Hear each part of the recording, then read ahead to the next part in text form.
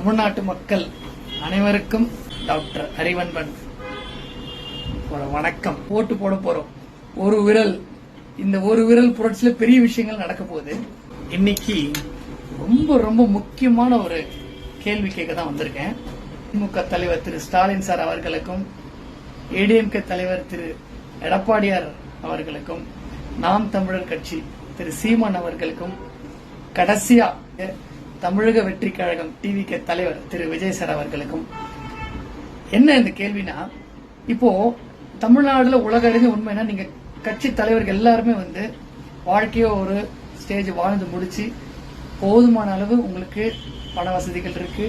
அதனால நீங்க தினசரி உங்களுக்கு வருமானம் வேணும், சம்பாதிக்கணும், தொழில் மூலம் இன்கம் வரணும்ன்ற அவசியம் கிடையாது. உலக அறிஞ்ச உண்மை. ஆனா உங்க கட்சியில் இருக்கக்கூடிய கடைநிலை தொண்டன்ல இருந்து உயர் பதவி இருக்கக்கூடிய அமைச்சர் வரைக்கும், உதாரணத்துக்கு ஏதோ ஒரு கட்சி ஆட்சி அமைக்கிறீங்க.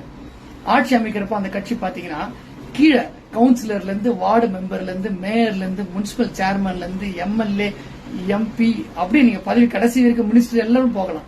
எல்லாருக்குமே இந்த கோடிக்கணக்கான பணம் உங்க பேங்க் பேலன்ஸ் இருக்குமானா சொல்ல முடியும். அவங்களுக்கு பொது சேவை செய்ய வந்துடுறாங்க, மக்கள் சேவை வந்துடுறாங்க. 24 மணி நேரம் மக்கள் சேவையில் இருந்தாலும் அவங்களுக்கு ஒரு குடும்பம் இருக்குல்ல, குழந்தை குட்டி இருக்குல்ல, அவங்களுக்கு ஒரு வருமானம் வேணும்ல. அப்போ நீங்க சொல்லலாம் கவர்மெண்ட் ஒரு சம்பளம் கொடுக்குது, அந்த கவர்மெண்ட் சம்பளம் கொடுக்குறது 10 நாள் தானேப்பா. போஸ்ட் ஆபீஸ்ல இருந்து, பிஎஃப் ஆபீஸ்ல இருந்து, ஆர்டிஓ ஆபீஸ்ல இருந்து, ரெஜிஸ்டர் ஆபீஸ்ல இருந்து எல்லா இடத்துலயும் அவங்க வாங்குறதுக்கு மேல கிம்பளம் வாங்க 10 நாள் ஆட்டோமேட்டிக்கா மக்கள் சேவை பண்றாங்க. இவங்களுக்கு ஒரு சிஸ்டம் இருக்கா?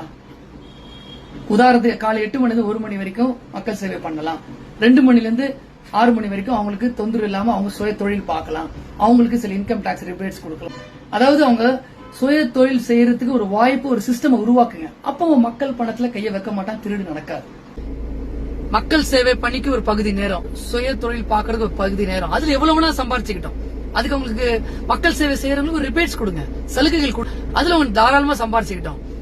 அப்படியும் மீறி அவங்க மக்கள் பணத்தை கையை வச்சா கடுமையான தண்டனை கொடுங்க.